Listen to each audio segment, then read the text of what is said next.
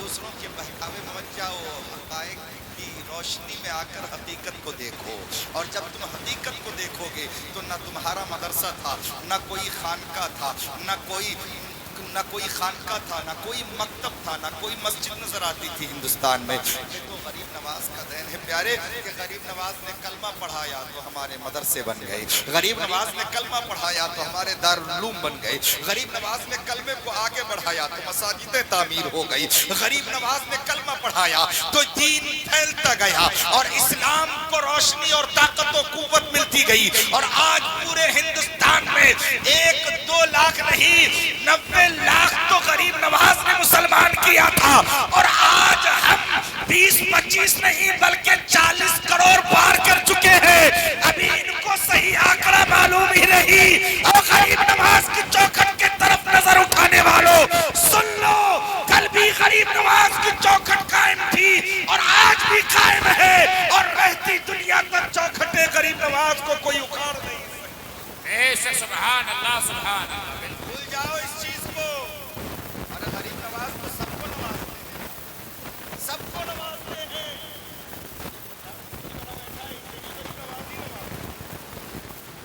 ہر سال چادر آتی ہے، ہر سال آتی ہے، کوئی سال نالا تو ہو جائے، چاہے وہ سینٹرل حکومت ہو یا چاہے وہ صوبائی حکومت ہو، ہر حکومت کرنے والا چادر اپنی ضرور بھیجتا ہے۔ حکومت کرو، ہمیں ان میں تمہاری حکومت سے کوئی پریشانی نہیں ہے، لیکن سرکار غریب نواز کی حکومت کل بھی تھی، آج بھی اور قیامت تک رہے گی۔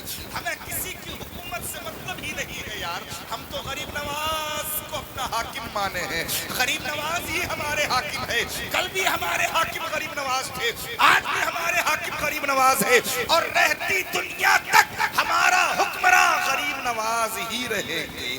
اصل حاکم تو ہمارے غریب نواز ہے۔ جو لوگ زیادہ اچھلتے ہیں نا، جو کہتے ہیں پاور ہمارے پاس زیادہ ہے، لیکن یاد رکھو خدا سے زیادہ پاور کسی کے پاس نہیں ہے، وہ سب سے بڑا پاور والا ہے۔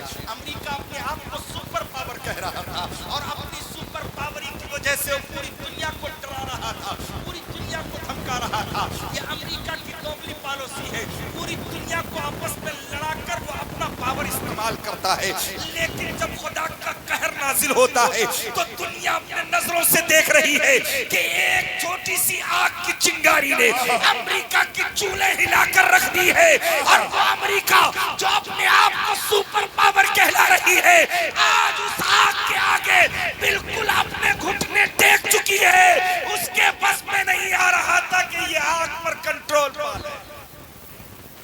آخر انہیں بھی آزان کا سہارا لینا پڑا۔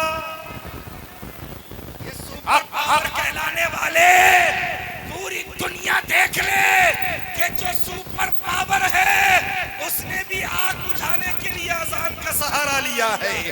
آزان پڑی گئی تو آگ پہ کنٹرول پایا ہے، ورنہ بڑے بڑے ہوائی جہاز لگ گئے، بڑے بڑے ٹینکر لگ گئے، بڑے بڑے ہیلی کاپٹر لگ گئے، بڑے بڑے کیمیکل لے کر اس آگ میں گرایا گیا، مگر آگ بجھنے میں نہیں آ رہی تھی۔ دنیا نے دیکھا ہے، میڈیا نے دکھایا ہے، یہ دوگلی میڈیا ہماری ہندوستان کی ہے، وہ اس لیے نہیں دکھا رہی ہے کہ سچائی اگر دنیا کو دکھایا جائے اور بالخصوص ہندوستان کو دکھایا جائے تو انہیں یہ خطرہ ہے کہ کہیں آزان سن کر آگ بجھی اگر ہندوستان والے سن لیے تو کہیں ایسا نہ ہو کہ پورا ہندوستان کلمہ پڑھتا نظر آئے، ہندوستان کی گلی گلی میں آزان ہوتے ہوئے۔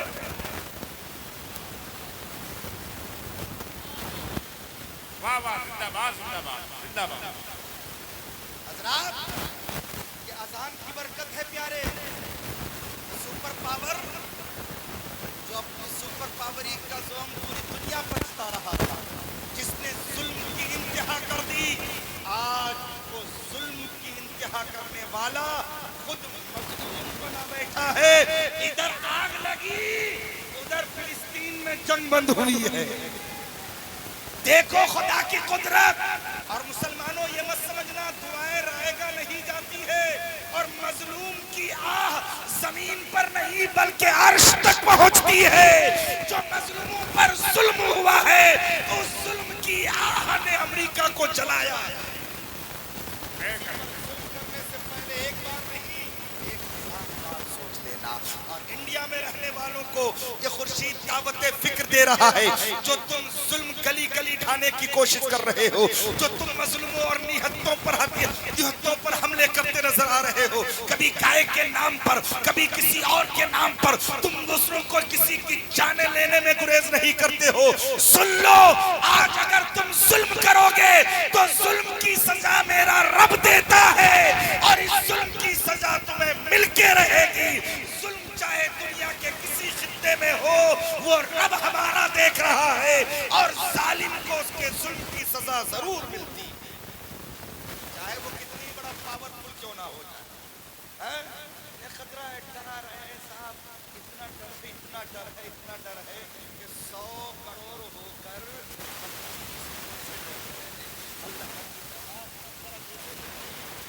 ایک ہو جاتے ہیں تو 100 کے سامنے کھڑے ہو کر ہم بولتے ہیں الحمدللہ.